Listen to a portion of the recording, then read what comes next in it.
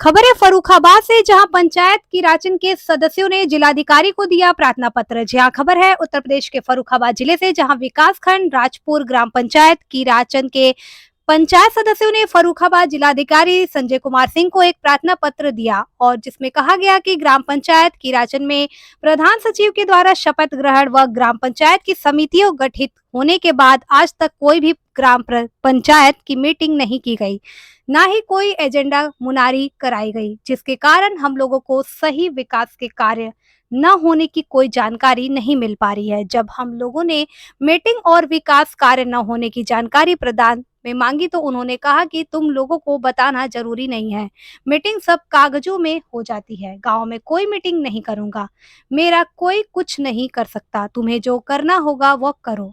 तुम ग्राम पंचायत सदस्यों को सरकार में जो मानदेय देने का प्रावधान किया है वह न ही दिया और न ही देंगे, और सरकारी खाते में जमकर पैसे की लूट की जा रही है। देखिए फर्रुखाबाद से डिस्ट्रिक्ट इंचार्ज मितेश कुमार सिन्हा की रिपोर्ट। आज अंतर्गत फर्रुखाबाद जिले के कोतवाली फतेहगढ़ अंतर्गत समाहर नाले परिषद है, जहाँ ग्राम प्रधान द्वारा ग्राम निधि का धन की लूट के संबंध में ये प्रार्थना पत्र माननीय जिलाधिकारी संजय कुमार सिंह जी के को सौंपा गया है।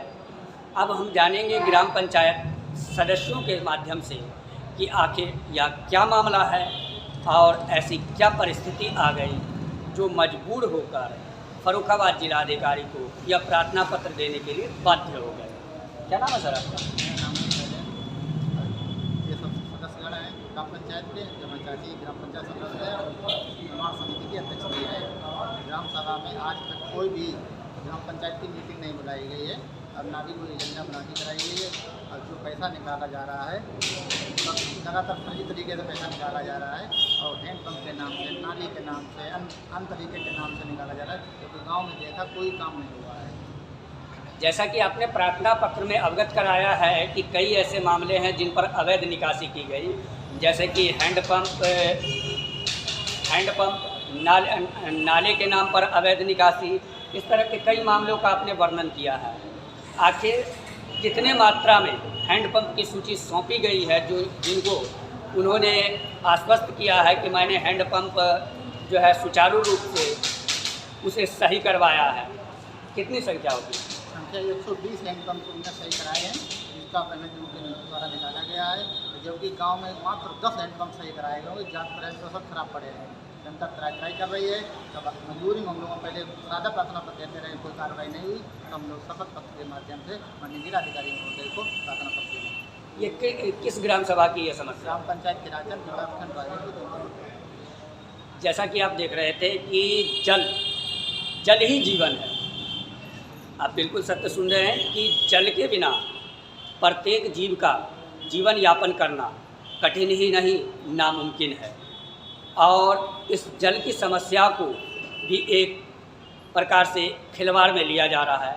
क्या ग्राम पंचायत के द्वारा जिस प्रकार से यह खिलवाड़ किया जा रहा है स्थानीय जनता के साथ, यह कितना सार्थक है, और किस प्रकार से जब सूची 100 से ऊपर की दी जा रही है कि हैंडपम्प 100 से ऊपर सही कराए गए, लेकिन पंचायत सदस्यों का कहना है कि मुश्किल से 10 हैंडपम्पों की को सूचीबद्ध तरीके से सही कराया गया होगा। वहीं हम जानेंगे कि एक जल निकासी की समस्या नाले के माध्यम से होती है, जैसा कि इन्होंने शिकायत पत्र में भी दिया है कि अभी एक जटिल समस्या है कि इनके रूप में भी अवैध निकासी की गई। आखिर वह धनराशि कितनी होगी जिस धनराशि को अवैध रूप से नाले के नाम पर निकाला गया?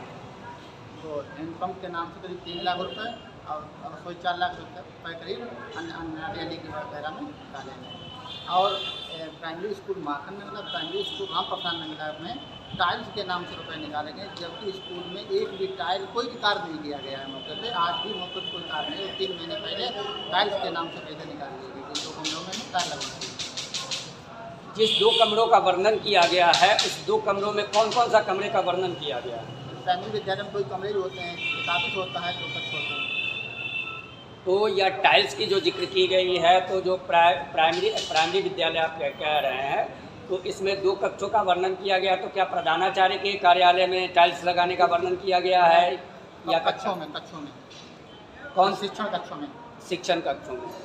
कुल मिलाकर यह कहें कि पंचायत सदस्यों का जैसा कहना है कि टाइल्स के नाम पर भी अवैध निकासी हुई। कुल मिलाकर यह कहें कि कितने ऐसे मामले हैं आपके ग्राम पंचायत के जिसमें अवैध रूप से निकासी हुई होगी? जो मैंने 12-13 14 पॉइंट मैंने देखे हैं कि जो 14 पॉइंट जो ऐसे हैं इस पर कोई काम नहीं हुआ है, और बाकी जो काम हुए तो वो मैंने प्रार्थना पत्र में नहीं दिए हैं। जैसे पंचायत घर में फर्नीचर का काम हुआ, पंचायत घर में टाइल्स का काम हुआ, वो मैंने नहीं दिए, वो मौके पर है। आपने एक प्रार्थना पत्र में यह भी दिया है कि हॉस्टल के नाम पर खुली लूट, तो आखिर हॉस्टल के नाम पर किस प्रकार के हॉस्टल के नाम पर यह खुली लूट की गई है? जो इन्होंने स्पष्ट नहीं किया है कि हॉस्टल के क्लास के नाम पर, तो मैं समझ रहा हूँ भाई विद्यालय के कमरों में जो शिक्षण कक्ष के कमरे होते हैं उन्हीं में टाइल्स की बात चल रही है, लेकिन ये स्पष्ट नहीं किया है किस हॉस्टल में कहाँ पे हॉस्टल है और किसमें टाइल्स लगाए गए।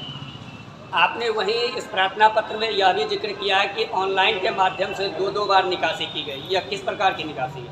वो रिपोर्ट में 2-2 बार दिख रहा है, मतलब एक कोड पर 2-2 बार भुगतान दिखाया गया है, लेकिन यह स्पष्ट नहीं हो पा रहा है। 2 बार भुगतान किया है, जो फाइलें अधिकारी को सामने पेश होगी तभी क्लियर होगा कि 2 बार भुगतान हुआ कि नहीं। आप जैसा बता रहे हैं उपयुक्त तथ्यों में आपने बताया कि 14 ऐसे, कुल मिलाकर आपने 14 ऐसे विवरण दर्शाए हैं जिनके मामले पे अवैध निकासी हुई है। वो 14 विवरण आप बताना चाहेंगे? नंबर 1 तो हैंडपम्प के नाम से है, जो 120 हैंडपम्प है। एक साल में 100 गाँव पंचायत में मात्र 60 हैंडपम्प हैं, कुल 60 हैंडपम्प हैं, 120 हैंडपम्प सही करा दिए गए हैं और जो मौके पे नहीं सही करा गए। नंबर 2, रामतार के घर से परशुराम के घर तक नाली दिखाया गया है, जबकि अभी 1-1.5 साल पहले PWD विभाग द्वारा वो नाला बनाया गया था। उस नाले पे जहाँ तक मरम्मत दिखा करके और नया भुगतान कर दिया गया, जबकि PWD विभाग पर ग्राम पंचायत कोई काम नहीं करती। नंबर 3 में राम रतन के घर से राम रतन के घर तक इंटरलॉकिंग कार्य दिखाया, नाली कार्य दिखाया गया है, क्योंकि इंटरलॉकिंग मौके पर नहीं है। नाली थोड़ी कराई गई, जबकि पूर्व में खंजा बिछा हुआ था, उस खंजा उठा के उसी से नाली बना दी गई और नया भुगतान किया गया। नंबर 4 में जूनियर स्कूल के टाइल्स कार्य के नाम से रुपया 1,14,000 निकाला गया है, जिसमें पूरा कार्य नहीं हुआ है, थोड़ा बहुत करा करके फिनिश कर दिया गया। नंबर 5 है जूनियर स्कूल में रंगाई पोताई कार्य का, जबकि रंगाई पोताई नहीं कराई गई है। रंगाई पोताई के नाम से 48,510 और 62,615 और 8-3-22 को 32,025